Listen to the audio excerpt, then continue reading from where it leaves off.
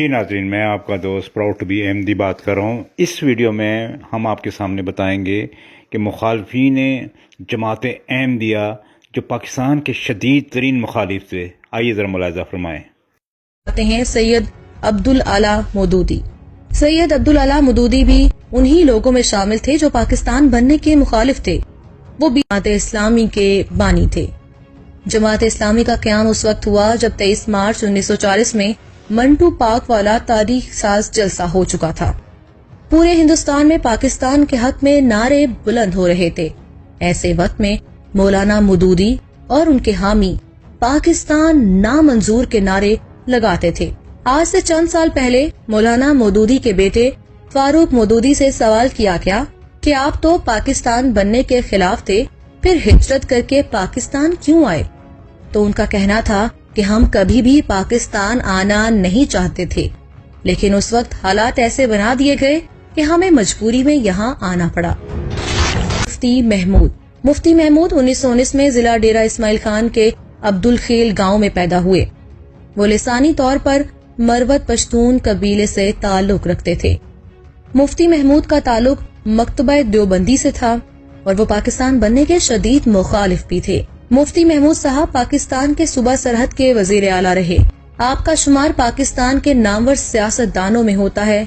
आप जमीयत उलमा इस्लाम के कायद और मौलाना फजलुर रहमान के वालिद हैं। आप इंडियन नेशनल कांग्रेस के सरगर्म रुकन थे, लेकिन बाद में मुसलमानों की अपनी जमात जमीयत उलमा इस्लाम में शमूलियत इख्तियार की और साल 1940 में हिंदुस्तान की आजादी की तहरीक में शामिल रहे, लेकिन वो कभी भी पाकिस्तान की हमायत में ना थे। उन्होंने पाकिस्तान बनने की मुखालफत में एड़ी चोटी का जोर लगाया, लेकिन वो नाकाम रहे। जब पाकिस्तान बन गया तो इस मौका पर मुफ्ती महमूद ने कहा कि शुक्र है हम पाकिस्तान बनाने के गुनाह में शामिल नहीं हुए। नाम है नवाबजादा नसरुल्लाह खान। बाबाए जमहूरियत और अपोजिशन सियासत के सरकर्दा लीडर नवाबजादा नसरुल्लाह खान के बारे में बहुत कम लोग जानते हैं कि वो भी पाकिस्तान बनने के मुखालिफ थे। जब तहरीके पाकिस्तान जोरों शोर से चल रही थी, इन दिनों नवाबजादा नसरुल्लाह खान नौजवान थे। मुजफ्फरगढ़ से तकरीबन 20 किलोमीटर दूर खानगढ़ के इलाके में नवाबजादा का आबाई घर और ज़रई जमीन वाक़ है। मुत्तहिदा हिंदुस्तान में अंग्रेज हुकूमत ने नवाबजादा नसरुल्लाह के वालिद सैफुल्लाह को 1910 में नवाब के खिताब से नवाजा और 11 गांव अलॉट कर दिए। नवाबजादा नसरुल्लाह खान ने अपनी खानदानी रवायात से इनहराफ करते हुए हुकूमत से ताउन की बजाय इक़्तिदार की मुखालफत की सियासत का आगाज किया और अपने खानदान के बुजुर्गों के बरक्स हुक्मरान जमात यूनियनिस्ट पार्टी में शामिल होने की बजाय मुसलमानों की शिद्दत पसंद जमात मजलिस अहरार में शमूलियत इख्तियार कर ली। सैयद अताउल्लाह शाह बुखारी। सैयद अताउल्लाह शाह बुखारी मजलिस अहरारुल इस्लाम की तख्लीक़कार थे। अताउल्लाह शाह बुखारी 1891 में पटना में पैदा हुए।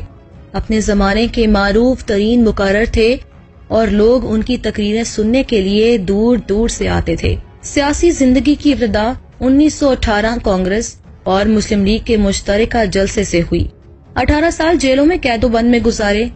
अताउल्लाह बुखारी एक तरफ अंग्रेजों के हरीफ थे तो दूसरी तरफ वो पाकिस्तान बनता हुआ देखना नहीं चाहते थे। यही वजह थी कि अताउल्लाह बुखारी हमेशा मुस्लिम लीग की क़यादत से मुख्तलिफ मौक़िफ़ इख्तियार किए हुए रहते। अताउल्लाह शाह बुखारी अल्लामा इकबाल की अकीदतमंद लेकिन कायदे आज़म के मुखालिफ थे। उन्होंने 1943 में अपने आप को तकसीम के खिलाफ होने का ऐलान किया और जिनाह को काफिर करार देते हुए अपने एतराज़ात में एक फिरका वाराना अंसर को शामिल कर लिया। अल्लामा इकबाल की वफात पर कहा कि इकबाल को ना ही कौम समझ सकी और ना ही अंग्रेज। अगर कौम इकबाल को समझ जाती तो आज गुलाम न होती। अगर अंग्रेज इकबाल को समझ जाता तो वो इकबाल को तख्ताए दार पर लटका देता। मौलाना मजहर अली अजहर। मजलिस अहरार के बानी मौलाना मजहर अली अजहर का शुमार तहरीक पाकिस्तान और कायदे आज़म मोहम्मद अली जिन्नाह के नाकदीन में होता है।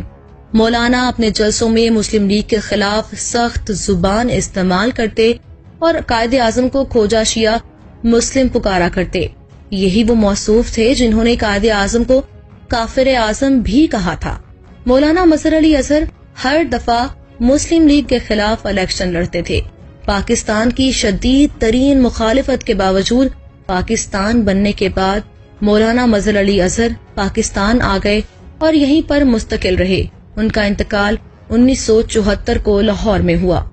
खिजर हयात टवाना रियासतकार, फौजी अफसर और जमींदार थे। यूनियनिस्ट पार्टी से उनका ताल्लुक था। इस पार्टी का पंजाब में बहुत असर रसूख था। इस पार्टी ने हिंदुस्तानी रियासती इलेक्शन में यूनियनिस्ट पार्टी से मुस्लिम लीग नून को शिकस्त दी और खिजर हयात टवाना 1942 से 1947 तक पंजाब के वजीर आला रहे। इस दौरान मुस्लिम लीग पंजाब असेंबली में अपोजिशन जमात थी। उनकी सियासत हमेशा मुस्लिम लीग के मुखालिफ रही। हर जलसे और हर तकरीर में एक ही मौकिफ रखते थे कि पाकिस्तान नहीं बनना चाहिए, लेकिन उनकी सोच के बरक्स किस्मत को कुछ और ही मंजूर था।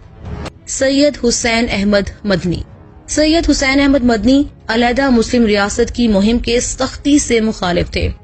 वो कहते थे कि हिंदुस्तान में हिंदू मुस्लिम इत्तेहाद बरतानवी साम्राज्य का मौसर अंदाज में मुकाबला करे, जिससे एक आजाद हिंदुस्तान कायम हो। आप हिंदुस्तान के इलाके उत्तर प्रदेश में पैदा हुए। आप तहरीके पाकिस्तान के सख्त मुखालिफ थे। आपने तहरीके पाकिस्तान को नाकाम बनाने के लिए हद दर्जा काविशें की। सैयद हुसैन अहमद मदनी जमीयत उलमा इस्लाम हिंद के अमीर थे। इनके बेटे मौलाना अरशद मदनी इस वक्त जमीयत उलमा इस्लाम हिंद के अमीर हैं। उनके पोते पार्टी जनरल सेक्रेटरी हैं। सैयद हुसैन अहमद मदनी इंडिया में सेनेटर भी रहे।